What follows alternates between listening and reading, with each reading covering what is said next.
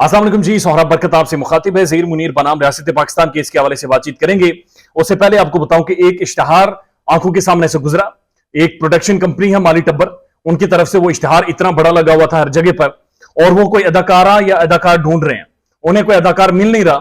इससे पहले इन्होंने एक अदाकार कराची से मैनेज किया बड़ी मुश्किल से, डॉक्टर के रूप में उसे अदाकारी करवाई गई, उसने रोला डाला, पिटना डाला, लेकिन वो अदाकारी फ्लॉप हो गई है।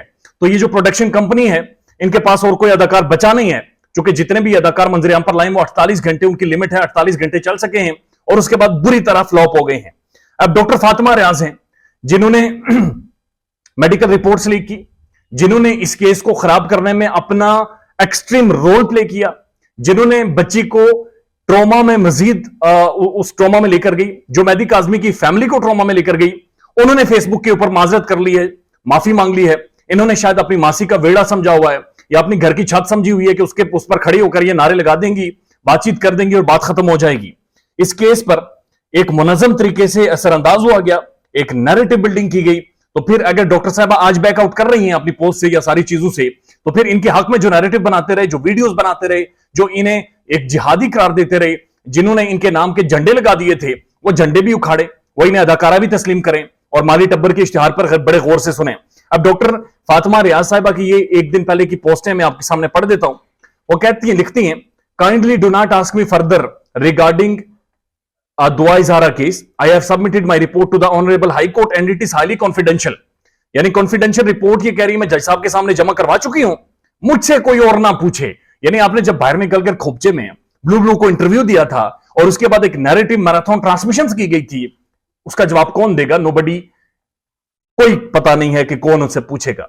उसके बाद वो लिखती हैं, to all my friends kindly ignore my previous posts.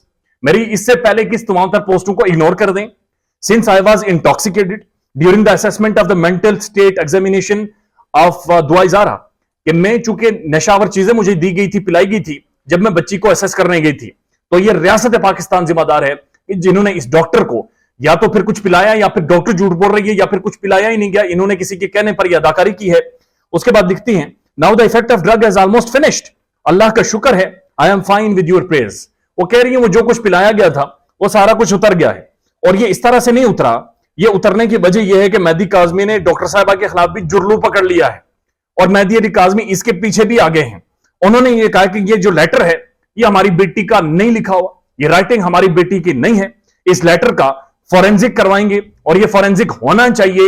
ये जिम्मेदारी है अदलिया की, ये जिम्मेदारी है लॉ इन्फोर्समेंट इदारों की कि वो इसका फॉरेंसिक करवाएं।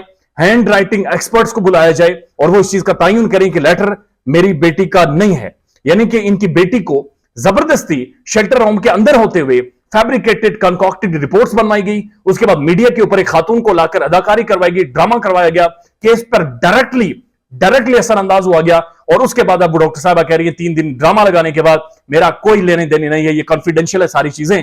और ड्रग का जो नशा था वो 3-4 दिन मेरे ऊपर रहा, और इसलिए अब मैं इन सारी चीजों से बैकआउट कर रही हूं। वही डॉक्टर साहब आए जो जज साहब के ऑफिस के बाहर जाकर चौकड़ी मारकर बैठती रही हैं, और उसके बाद पता नहीं क्या सवाल इन्होंने पूछने थे। और ये वही डॉक्टर साहब जो मीडिया पर स्टेटमेंट्स और इंटरव्यूज और कॉन्फिडेंशियल रिपोर्ट्स मंजर-ए-आम पर लाती रही हैं, और अब ये कह रही हैं कि उन सारी पोस्ट को, उन सारे मामलात को इग्नोर करें।